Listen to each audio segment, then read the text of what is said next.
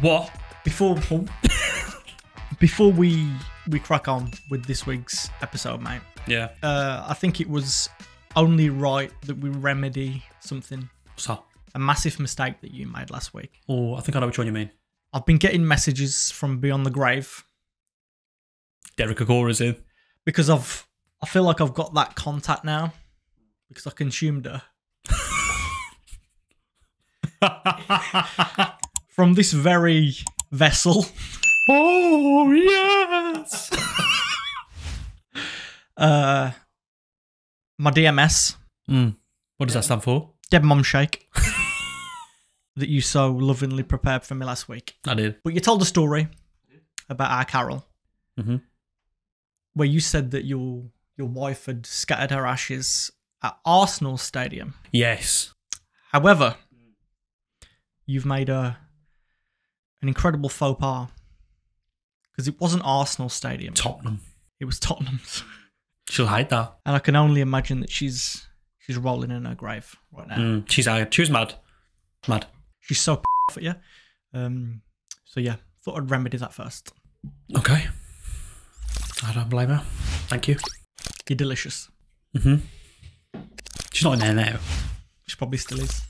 I have watched it like 5 times. I don't know, but there's some stuff on the lid. Remnants of Carol. Anyway. How's your week been? Dan? One would think from the jovial way that we've kicked off this episode that everything's fine and dandy. But I think I've been struggling a bit recently. Oh. Yeah. And it might be linked to, sad, seasonal depression, SAD. Because, we're still in early nights, dark mornings. So it could be because of that, because, yeah, I don't know. I've been feeling a little bit blue. And I feel like I always do this time of year, so I'll put it down to the old SAD. But yeah, ever since the turn of the year, most days I just kind of feel like I'm on the verge of tears. I'm not too sure why. And it's difficult to then just like pull yourself and function. But yeah, I'm just saying it. It's how I've been feeling. So hopefully it passes, as we start to move through this cold, dark time of the year. And yeah. What do you think it is? Could you not put a finger on it? Not at all. I feel like it's something that I've gone through for the past like 4 or so years. Like every time when it comes to this part, close to my birthday, close to New Year's, and I'll just feel sad. I don't know why. I'll feel sad. Just feel like I could just burst into tears at any moment. But yeah, it's difficult. It's difficult to kind of describe why. It's difficult to explain to people, why. But then again, you don't need to give it a reason or a... Sometimes we just feel like this. Exactly. Like I'm just not wired, right? It is what it is, mate. It is what it is. We're all wired differently. And it's difficult to kind of just open up and talk to those closest to you. And, I absolutely get it. Yeah. It's one of the reasons we started the podcast, because 40% of men don't talk to their friends and family about their mental health. And I get it, I'm one of them. Especially when it's such like a festive part of the year. We've just had Christmas, New Year's. You don't want to get everyone out. Exactly. We're close to my birthday. Your birthday is coming up. It seems like such a celebratory time of year, but then I just feel sad. And it's like, I'll keep that to myself. I'll bottle that one up. Please don't. It's why I'm on the podcast, mate, talking to you. I've got the podcast and a voice note away. Although you do know that I hate sending voice notes. You do? You're so awkward sending voice notes. I prefer it. I'm so lazy when it comes to texting. You know what it is though, mate? It's when I listen to it back and... Why'd you listen to it back? Do you not trust yourself, your voice and your message? No, Oh, it's too late anyway. If you said don't do that, that's the worst thing you can do. But it always sounds like I've just ran a marathon. I'm always gassed. It's the anxiety of what knowing to say. It's not me with physical text. Like we don't want to do that for a living. Exactly. But it's more difficult when it's just... Sometimes the basics are more difficult than the important stuff. You know? It is, mate. There's nothing changing your routine? Or are you bored of your routine? I guess it's when you get back into your routine, after we start the new year and you get things. Is there anything that you can say that you've been dreading, like coming back off the seasonal period? Because, you always do feel down in these times, but like there are times where you do enjoy it. Like you like eating, watching films, Christmas films, chilling with your little family.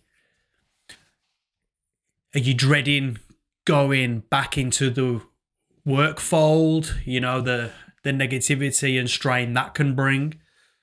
I mean, you could be right.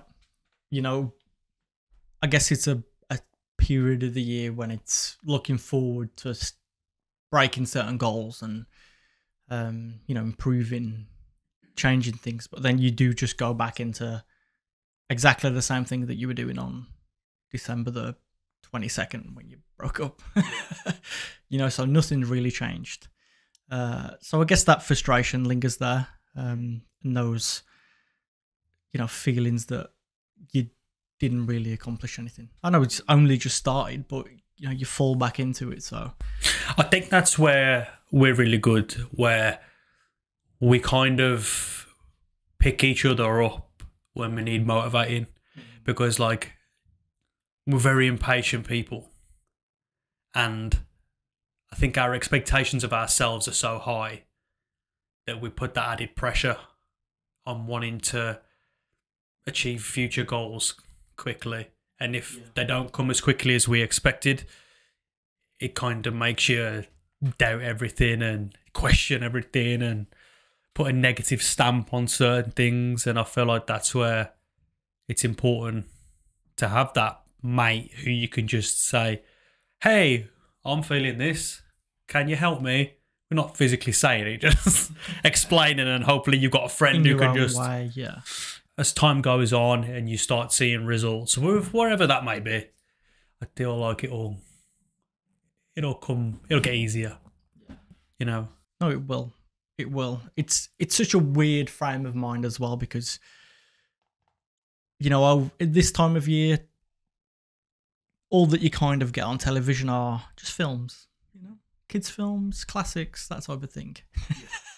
And honestly, mate, every single film that I've watched over the past month, I genuinely do feel like I've sat there and cried. Just pull triggers. Just for the most stupid things. Like one that springs to mind is The Good Dinosaur. Recently, I think it was on New Year's Day, I was just sat there watching The Good Dinosaur. Great movie. And I think I genuinely cried at how beautiful that I found the story.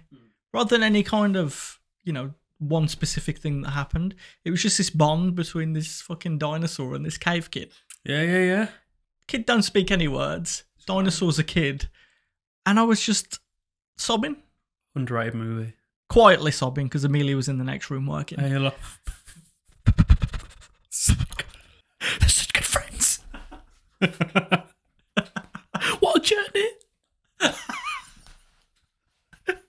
He's gone back to his family now. It's a weird place to be in. But yeah. I appreciate that I've got you. And I know that I shouldn't bother it up or wait until we tape an episode to talk about it. But I feel like I'm comfortable speaking about it in this environment because I guess we're here for this specific reason. I guess I didn't want to just drop you a message while you're, out with the kids or doing something fun. And then I'll just bring you down. No. I think the main thing is to remember is, like, bad times don't last, man. I remember that. And I feel like that's good motivation to use. Bad times don't last. You just got to get through the moment because moments pass. It doesn't have to be forever. Absolutely, mate. On that. To Carol. Carol, Tottenham. Yeah. Bro, I'm glad you could share that today. Amazing. Yeah. Have you got any, like, thinking about coping mechanisms for, like, your mental health and stuff? Is there anything that you do in particular that, like, helps you get through the day or can distract you from the day? I guess, I don't know. Ones that, you know, the obvious ones that are out there that we talk about all the time, you know, like gym and stuff. I guess I'm in a place where I can't really think that way at the moment.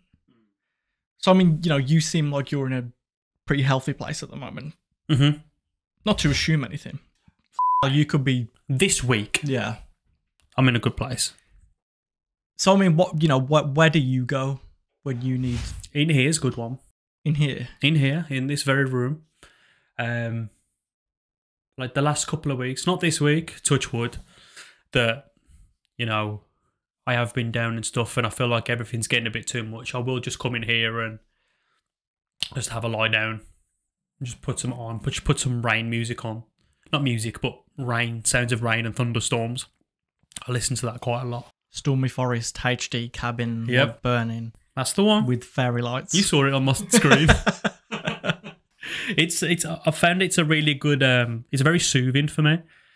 And I don't know if that's just because it's just nature and nothingness other than this weather. And I don't know what it is about that sound, but yeah, it's soothing, and I like to get out of the house, to the hustle and bustle of life for a minute, and just escape to this little cabin. You know, it's very good for me because, you know, I'm at heart, I am very like bohemian, like tree hugging person. I feel like that's who I am in my core. Like, in an ideal world, if I didn't have all these neurological issues or mental issues, I would just be that person, but I'm too self-conscious and insecure to express who that person is. You know, like, I used to buy like harem pants and I was stuff going like to say, but he doesn't want to dress that way. I do. Comfy, man. But that, in an ideal world, that's who I am, and I find it hard to let that out. Maybe I will one day, you know. That's where I feel like my wife has helped me or encouraged me, even though I haven't took the advice full on,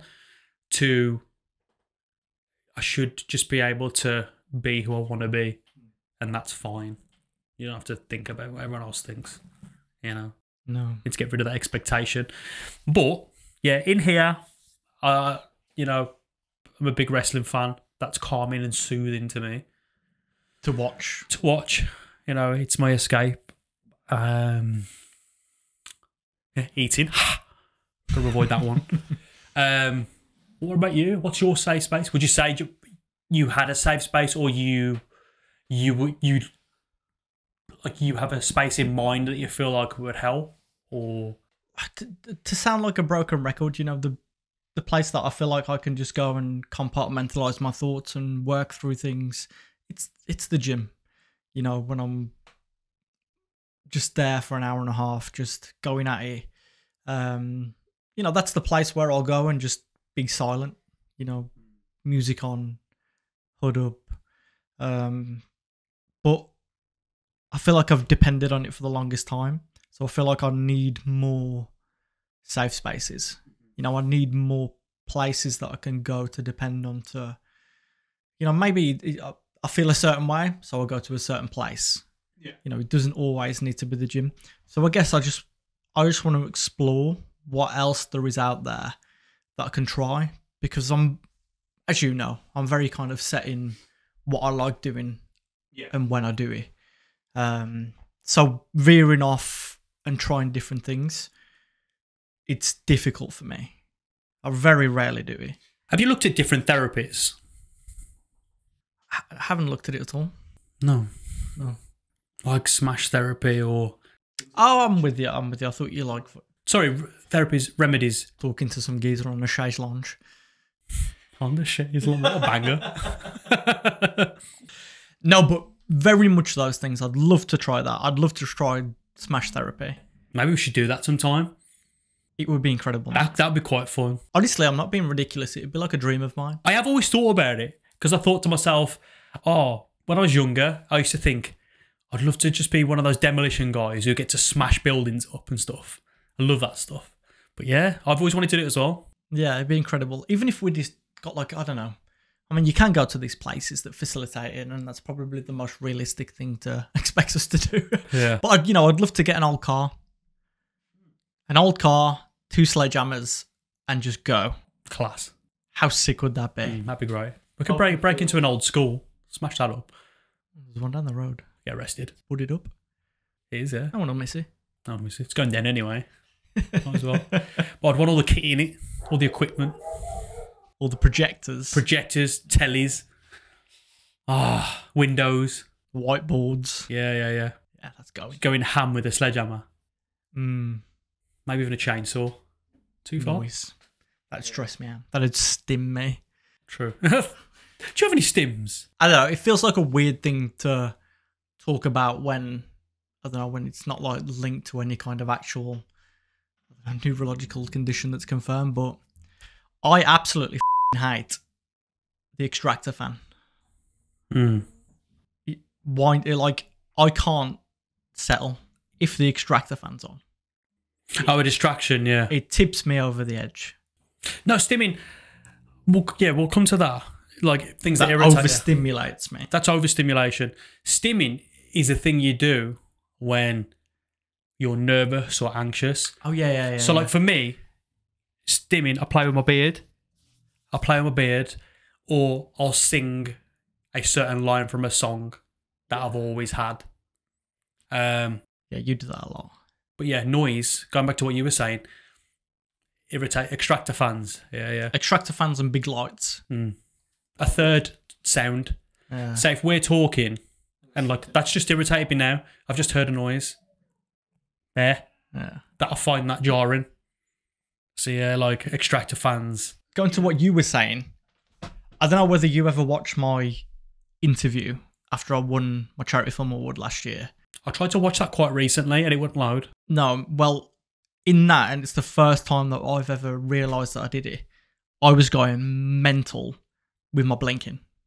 Oh yeah, you do, yeah. Yeah. That's where I get the... And I've never noticed that before until I watched that interview. Yeah. I was like, whoa. It's an uncomfortable watch for me. Because I didn't realise that I did it. Yeah. But then seeing it, I was like, wow. So that's what that feeling is. How'd that make you feel? Seeing that? Uncomfortable.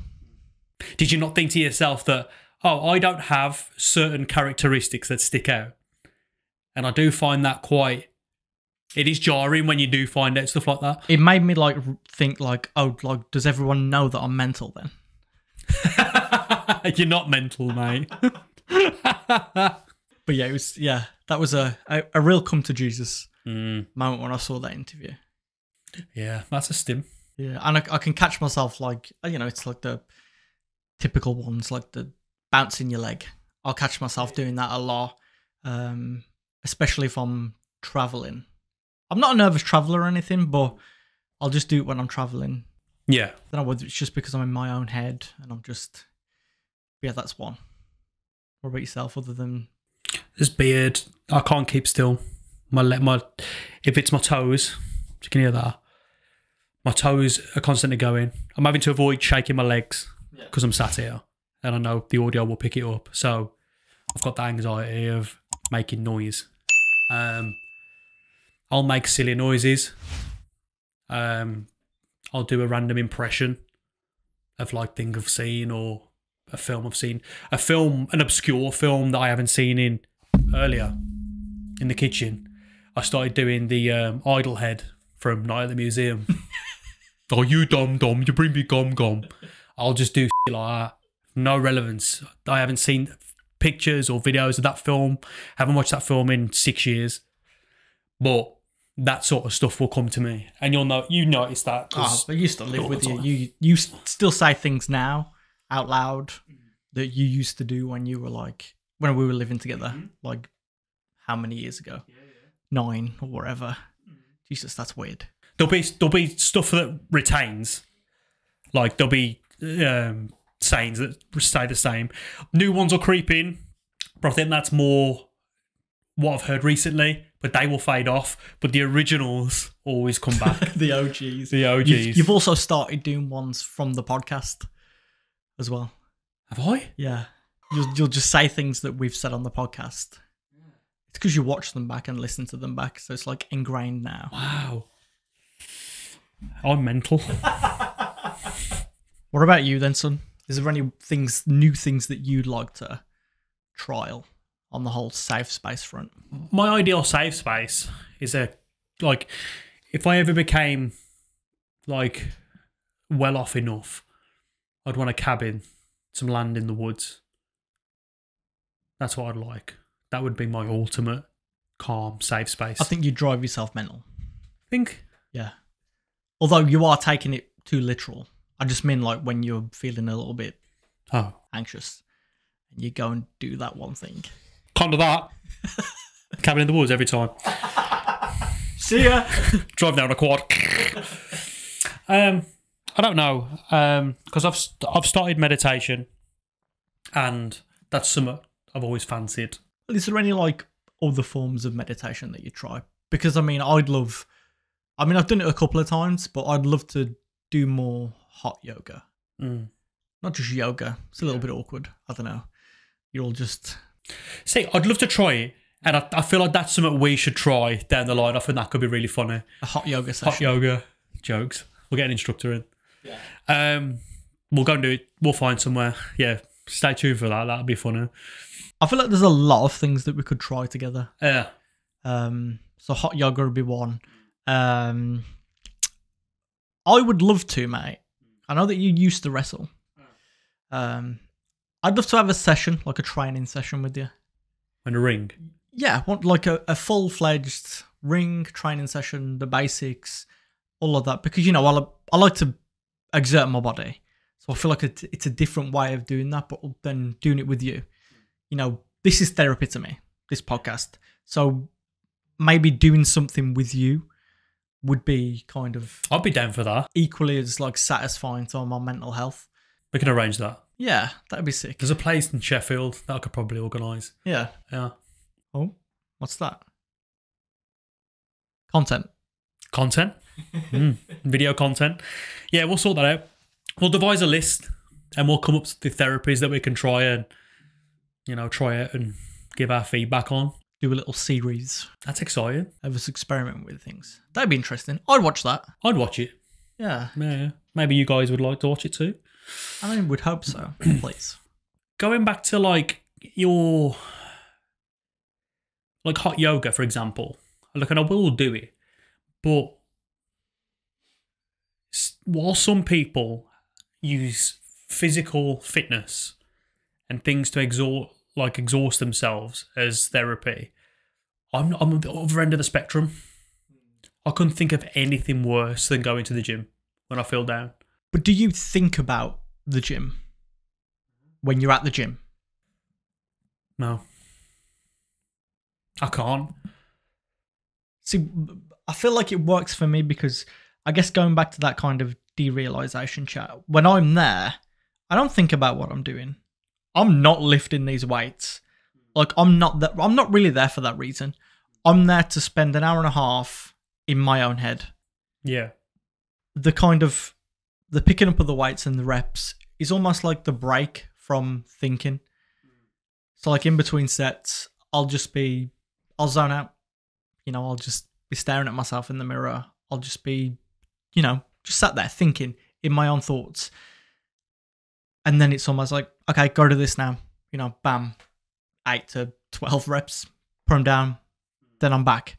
So I really don't think about what I'm doing in terms of the actual working out itself. Because if I did, I'd probably hate my life as well. Like how exhausting. Makes me dead mad. me off more. Yeah. Yeah, like when I'm lifting heavy, I just think I hate this. I hate it. I'm having an even more miserable time. No way. Legitimately. And some people can get their frustrations out. I don't know if it's the way I'm wired. I just don't enjoy it. Make you uncomfortable. Yeah. If I got up first thing in the morning and I was feeling okay, I'd really enjoy it. But if I'm stressed, it's the last thing I want to do. It's not for you then, mate. It's not for you. We're all different. Although I would love to take you for another workout again. No, that's different. Yeah. I that got me into the swing of it when we went before. Like, I enjoyed that so much because it was an activity and it was doing something with a mate. Do you know what I mean? But it's... I get distracted and I'm veering off hobbies quickly, as we discussed last week, from a rapper, from an artist.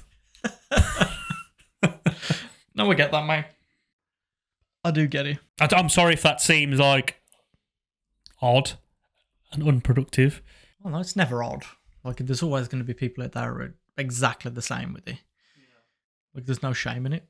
There's not an expectation on you to enjoy it. I mean, Jesus. Not even enjoy it. Like, for it to just work for you. If it doesn't work, it don't work. No harm in it. No. I like the idea of going to a cinema I own more. Sitting there in an empty cinema in the day when it's only me in that room. You know, less people the better. If I'm sat in the... I always choose the same seat as well. Do you know, I want to go on my own? In the middle, very centre of the cinema. Not the back? No. Right in the centre. Halfway up. Perfect seats. No way. Maybe I just don't like the thought of someone being able to come behind me. I do get that. Especially with like a horror film. No, not really. I don't really get scared when I'm watching horror films like that. No. No. Me neither, but... Yeah. You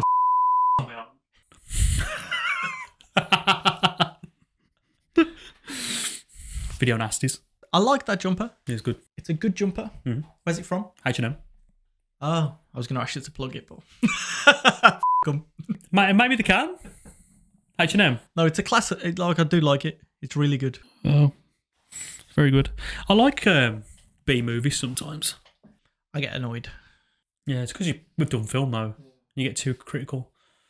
That's the thing, isn't it? We were speaking about it earlier, actually. Sometimes you've just got to accept things for what they are and go into it with that mindset instead of this over-analytic, judgmental opinion. Expecting technique. The best possible product. Yeah. It's so difficult though, because we love it so much. So it's almost like we expect the best from them, if that makes sense. Because we know what. Yeah, we know what we expect. We know how we expect to feel when we see something, because we love it so much. Yeah. But when it just doesn't hit the mark, yeah. But I agree. Sometimes it's not worth being self-critical because then you can't enjoy it. Exactly. Yeah. What a tangent.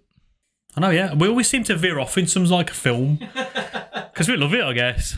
You know, there's that part of us that exists where we are filmmakers at the end of the day. I think we'll always have that element of us, which is why... Huh? It's where we met. What it is. For years. Yeah. And I think that'll come through when we start making video content as well, you know, which I think people will see and appreciate, hopefully. You know, something I'm looking forward to doing. I feel like a little series is the way to go, and who knows when that'll happen, you know. Maybe sometime this year. Outside of the studio. Yeah. Unplugged, if you will. Yeah. We'll call it, what can we call it? Unplugged. Unplugged. It is what it is, mate. What were you saying last week, though? Unplugged. Like, we always have, like... When we always try and film, we always have, like, side quests. Side quests. Well, maybe that's a series in itself. Yeah. The side quests. How's your week been, guys? I'd like to hear about people's weeks. More of that. Yeah. You know?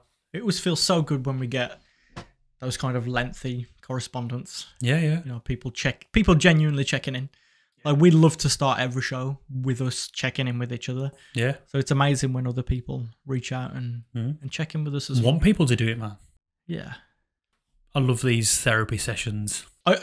You saying that, sharing that at the start of this episode, I feel like a weight has lifted off my shoulders.